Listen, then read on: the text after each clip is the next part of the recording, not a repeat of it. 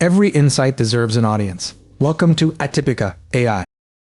Netflix just tried to buy Warner Brothers for $83 billion, and Trump said no. Not Congress, not the courts. Trump personally stepped in and killed what would have been the biggest media deal in history. But here's what nobody's talking about. This isn't really about Netflix or Warner Brothers.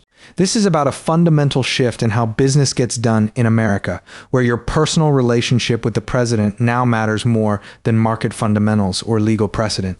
And if you think this doesn't affect you, you're wrong. Because what happened here reveals a new playbook that every company in America will now have to follow if they want to survive. Let me tell you what actually happened behind the scenes.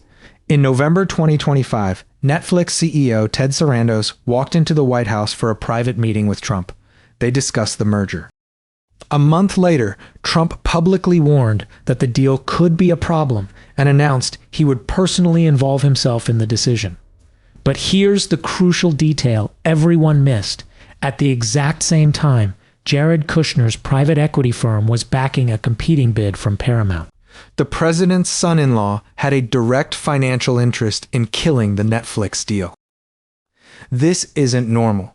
I've analyzed the entire regulatory process, interviewed experts across the political spectrum, and the conclusion is unavoidable.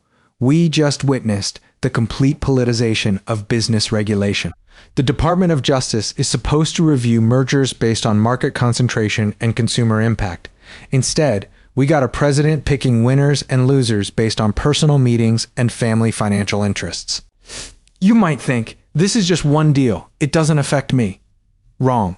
This precedent changes everything for every business in America. Because what Netflix learned the hard way is that your business strategy now requires a political strategy. Your success depends not just on your product or your market position, but on your relationship with whoever happens to be in the White House. Here's the deeper problem this reveals. Regulatory independence is dead. When I mapped out all the stakeholders in this decision, the pattern became clear. On one side, you had Netflix relying on traditional lobbying and legal arguments. On the other side, you had competitors with direct family connections to the president. Guess who won? The legal merits became irrelevant the moment Trump announced his personal involvement. The experts I interviewed were unanimous on this point. This creates a chilling effect on the entire M&A market. When the president can arbitrarily kill deals based on personal preferences, companies stop making long-term strategic investments. Why spend months on due diligence when the whole thing can be torpedoed by a single tweet? But here's what's even more concerning. This weaponizes competition. Instead of competing on product quality or customer service, companies now compete on political access. The businesses that succeed will be the ones that hire the right lobbyists, make the right donations, and cultivate the right relationships. This isn't capitalism, it's crony capitalism. You're probably wondering what this means for your investments, your job, your industry. Here's the reality. Every major business decision now has a political component.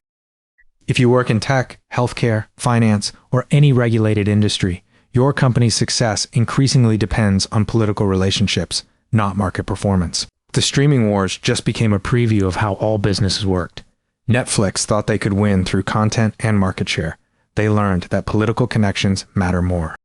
Paramount, backed by Trump's son-in-law's money and family access, didn't need the best streaming platform, they just needed the right phone number.